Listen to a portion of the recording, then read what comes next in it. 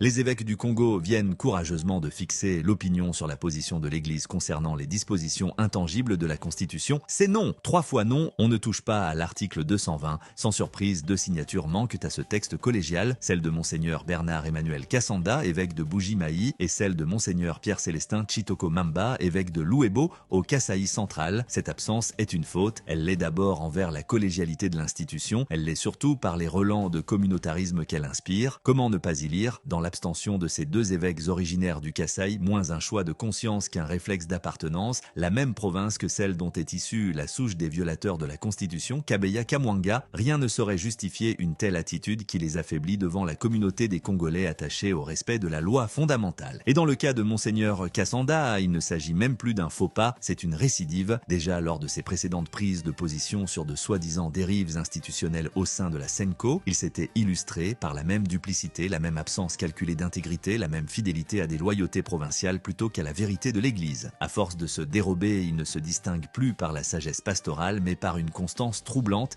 celle de se ranger du côté des fossoyeurs de la Constitution. À ce rythme, il ne reste à ces 2 prélats qu'à fonder leur propre église. L'un en pape, l'autre en camerlingue. Quant à la liturgie, elle semble déjà pourvue. L'abbé Blaise Kanda, burettes en main, pourra officier comme maître des encensoirs, tandis que l'abbé Théo Chilumba, conseiller spirituel de Félix Tshisekedi, s'imposera naturellement comme préfet du Dicaster pour la doctrine de la foi, gardien zélé de la nouvelle orthodoxie kassaïenne. La République du Kasaï, décidément, aura son pape avant d'avoir sa constitution.